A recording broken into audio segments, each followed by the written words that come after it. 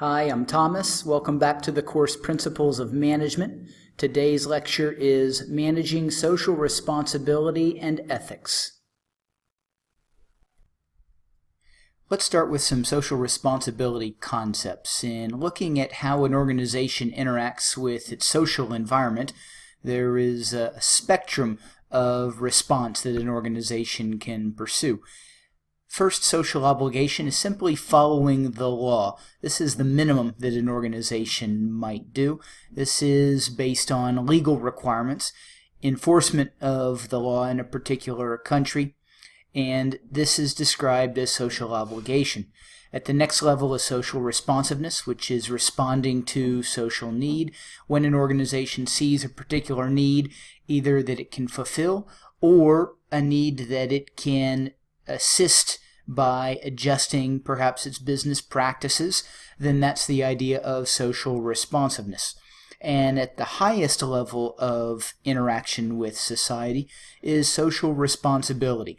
This is proactively doing the right things and acting in ways that are good for society. So instead of waiting for a law to be enacted or a need to arise, an organization, by its nature, by its sense of obligation to society, says that we are going to be socially responsible. An important concept relating to social responsibility is green management. Green management is when an organization takes into consideration the impact it has on the natural environment. And there are several approaches to green management. This also is a spectrum. Legal approach. This is the minimum that an organization might do. This is complying with legal requirements and doing nothing else. The market approach is going beyond the law and responding to customers, their needs, their desires, their feedback on how an organization interacts with the environment. The next level of green commitment is the stakeholder approach, going beyond the needs of customers and responding to the broader group of society. Society includes more people than a company's customers. Society includes the company's stakeholders, the organization's stakeholders, individuals and entities that are affected by the decisions and actions of the organization. And at the highest level is the activist approach.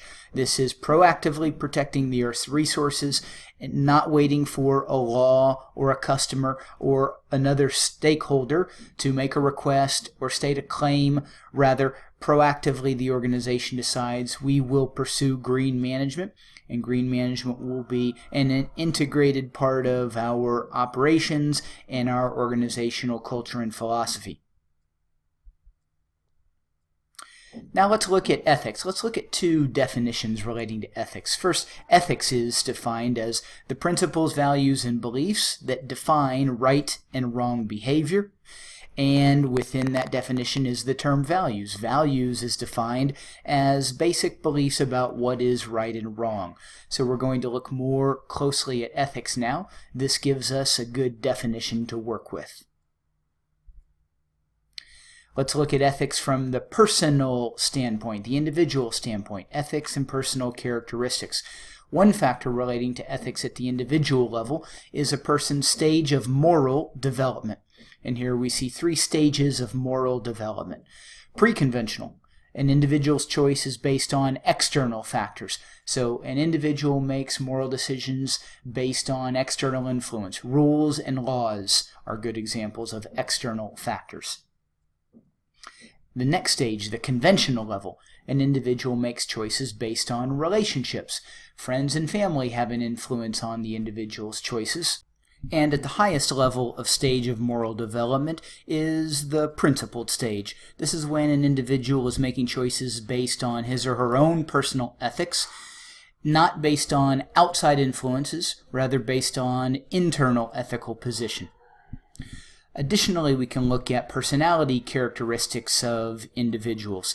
Ego strength is a characteristic that refers to the strength of personal beliefs, and the stronger one's personal beliefs are, the more ethical they will be in their decision making. Locus of control is a characteristic that refers to the strength of personal responsibility.